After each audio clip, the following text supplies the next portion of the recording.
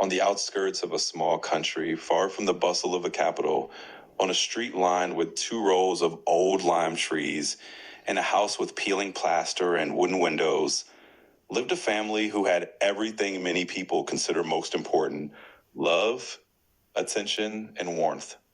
The father, whose name is Andre, worked at a local factory, earning about $500 a month.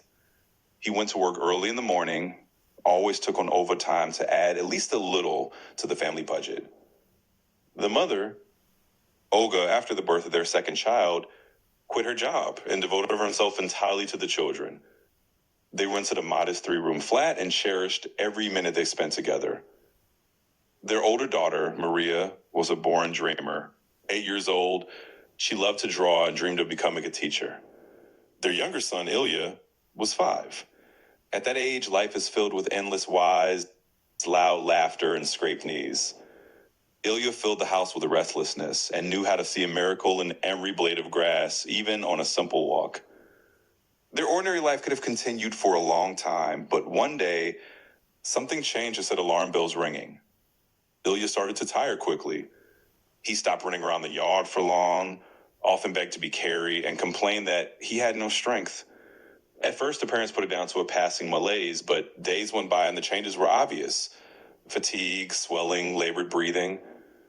Olga and Andre did not want to wait and went to the doctors. At first, they were told it might be a cold or a vitamin deficiency, but the fading of their energetic little boy was too obvious to soothe themselves with such diagnoses. After a series of examinations, tests, consultations with various specialists, they were invited into the chief physician's office.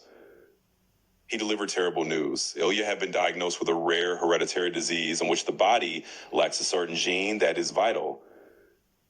Without treatment, the disease gradually leads to muscle atrophy, the cessation of independent breathing, and ultimately to death. As the doctor explained that treatment existed but was complicated and expensive, the parents clung to this hope. The medicine is a cutting-edge gene therapy, administered only once, but its cost is a colossal $2.9 million. What's more, the drug must be bought and administered within a certain time frame before the disease does irreversible damage. They had about 10 months. This amount sounded like a death sentence. How could they raise nearly $3 million in the time available when even half a year of Andre's wages went on rent, food, and clothing? But along with the horror, they also heard a chance. A chance to save their son, a chance for him to live a full life. That night back home, Olga could not sleep. She remembered how Ilya took his first steps, how he laughed when Maria pulled a funny face. Now they stood at the edge of an abyss they did not even want to look into. Andre, looking at his sleeping son, whispered, "We will save you. We'll do everything we can." The next day, the family began to act. They told relatives, friends, neighbors about the diagnosis and the cost of the medicine. Friends advised them to write to charity foundations and approach television. Everyone wanted to help, but no one knew how to raise such a sum. The first steps were the hardest. Olga wrote a post on social media, frankly describing the situation. "Our 5-year-old son needs a drug that costs $2.9 million. We have 10 months. We appeal to everyone. Help us." She attached a photo of Ilya smiling and contact details for donations. The post went viral. Many people reposted it, shared the link in chat groups, discussed it in the comments. There were skeptics, but the wave of sympathy drowned out the negativity. Local charities got involved. Friends of the family took on the legal side. They opened special accounts so that the collections would be transparent and promised to publish reports. In the first day, small amounts came in, $10, $20. To Andre, it seemed like a drop in the ocean, but every penny made them feel they were not alone. Olga sat at the table, kept the records, thanked people, made sure no transfer was lost. She understood that people's trust was everything, and they cannot lose it. A few days later, local TV journalists came to their home. They asked them to tell their story and show Ilya. The boy shyly smiled at the camera as the parents could barely hold back tears. The story aired and thousands of people learned about the fundraising. In the comments, there were messages like, "Let's help," and "We're together." Some sent their last money, some their first salary, some their gift money. It was surprising to read captions: "I'll give up coffee, I'll quit smoking, this money is for you." Large enterprises in the region did not stand aside either. One factory donated a month's profits, another organized a charity concert with a well-named singer. Admission tickets sold for a symbolic amount, but all funds went to Ilya's account. Workers at the factory where Andre worked collected what they called a kitty. Each gave a few dollars from his salary. The management promised to double the total if employees were active. Thus, labor collectives united not only around their colleague, but also around one goal: to save the child. When the story spilled beyond their hometown, people abroad took notice. Posts appeared in English, Ukrainian, Armenian. Diasporas in Israel, Canada, the USA, Estonia, Azerbaijan, Armenia, and even distant countries the family had only heard of before started raising money. The geography of house seemed to widen every day. Teachers from Yerevan sent money and wrote, "We're reading about your boy and our pupils are putting on plays to raise funds." A woman from Toronto said that after seeing the story on YouTube, her entire Canadian neighborhood teamed up and collected a good sum. Ukrainian volunteers from Odessa phoned to offer a charity marathon. Doctors from Tel Aviv wrote that they were ready to help with consultations if needed. Help from other countries became a powerful reinforcement. The parents wrote with astonishment letters from strangers addressing them by name and wishing them strength. The largest donations, surprisingly, came not from big companies, but from ordinary people. Olga often repeated, "We were saved by thousands of ordinary hearts." Among these people were their own heroes, whom they called magicians.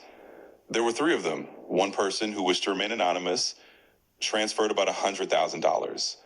When Olga saw this figure in the notification, she didn't believe it, thinking it was a technical error. Andre phoned the bank to check. They confirmed the transfer was real. The person didn't want his name mentioned. He just wanted to help. The second magician was a pensioner from another province who wrote, "I sold a small pot of land my mother left me, and I want this money to save her child." She sent several tens of thousands. The third was a young IT specialist who had to sell his car to donate $50,000. He explained in a letter that he had made money on cryptocurrency and felt obliged to share. Each of them made a gesture that is hard to describe in words. These people prove that ordinary citizens are capable of incredible sacrifices for someone else's child. Meanwhile, time was passing. 10 months, every minute counts. A calendar hung on the kitchen wall where Olga crossed off the days. This calendar was a symbol of the countdown. The parents worried whether they would make it in time. At each stage, they reported their progress. "We've raised 1 million, there's still more to go. 2 million, we're almost there." In the middle of the journey, they felt tired, but the words of support kept them going. And correspondence with people from different corners of the world, they read, "We pray for your boy, hold on, sending money again." Of course, not everything went smoothly. Fraudsters appeared, creating fake pages to collect money supposedly for Ilya. There were also those who said the family was getting rich on the tragedy. Some commenters wrote cruel words. "Why do you think your child is more important than others?" Olga and Andre tried not to dwell on such remarks, although sometimes it hurt deeply. In those moments, some volunteer friends and charity representatives supported them. They helped block fake pages and explain to people where to send money before it really go to treatment.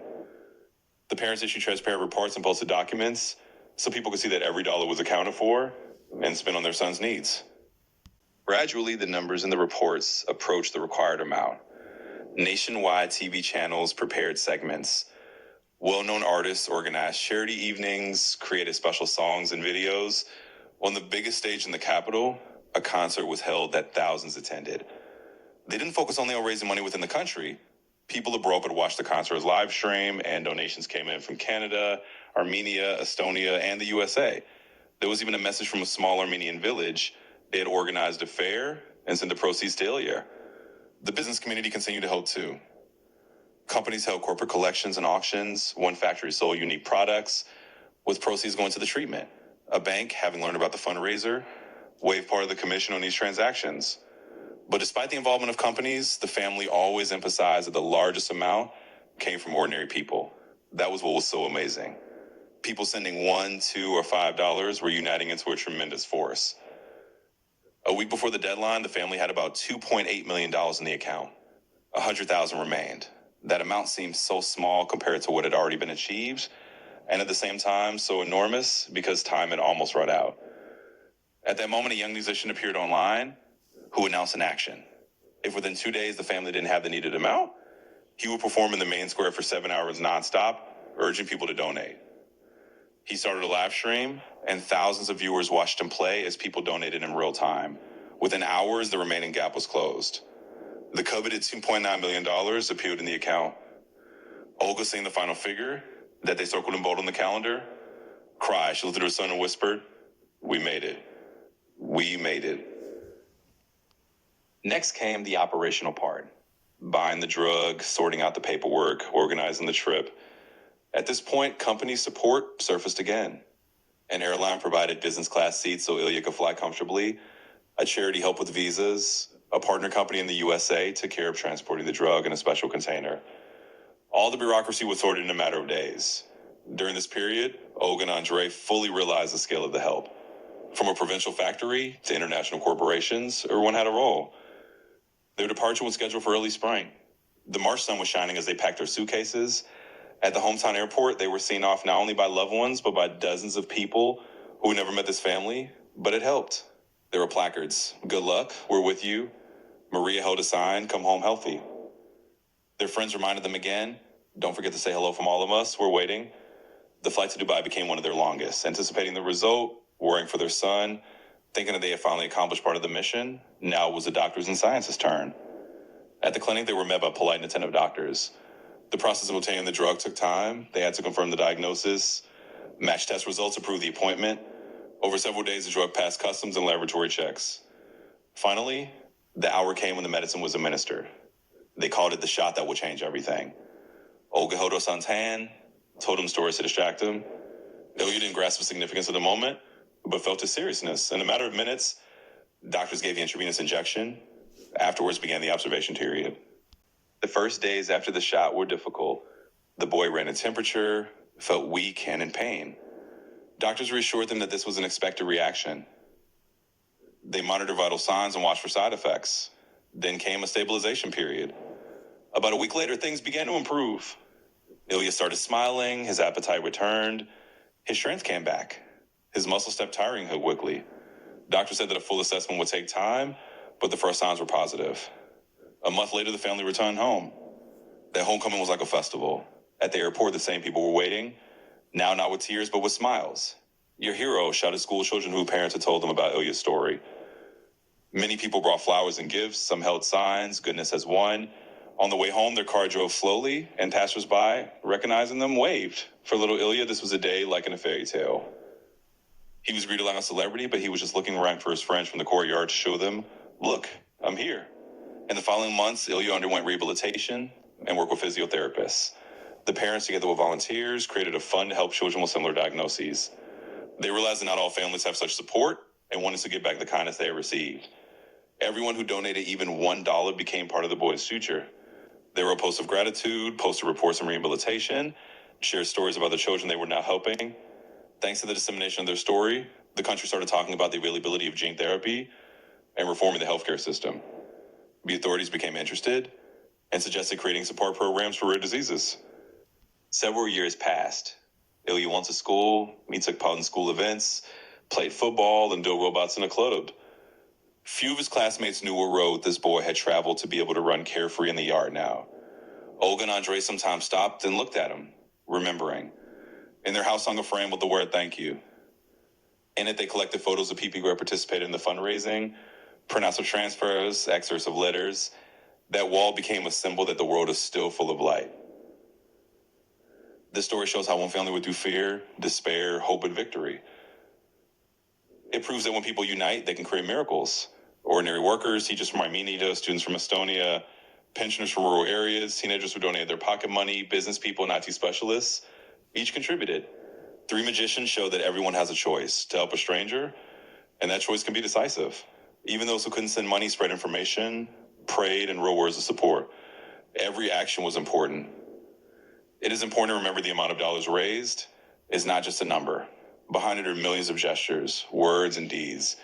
Someone gave up a cup of coffee, someone gave up new clothes, someone withdrew money from a deposit, someone popped into the bank after work to send funds, someone made a transfer with one click on their phone. Together, these actions turned into a sum that saved a life.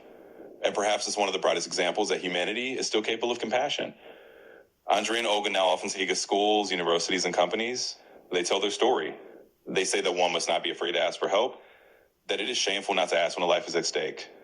They explain how to organize collections properly so as not to fall victim to fraudsters. They teach people that everyone can become a magician. By giving up a cup of coffee, you can make another child's life possible. Olga repeats, And it's no longer just a phrase, it is their personal experience. Listening to this story, it is hard to remain indifferent. It makes you reconsider your priorities and think about the interconnectedness of the world.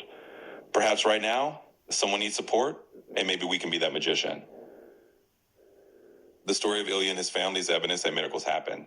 It is proof that even deadlines and colossal sums become surmountable when hearts get involved. And if someday you hear about a similar fundraiser, remember this tale. Remember that $2.9 million were raised in 10 months because people from different corners of the world join forces for a life. And perhaps it will be you who becomes another person who showed to support someone else's miracle.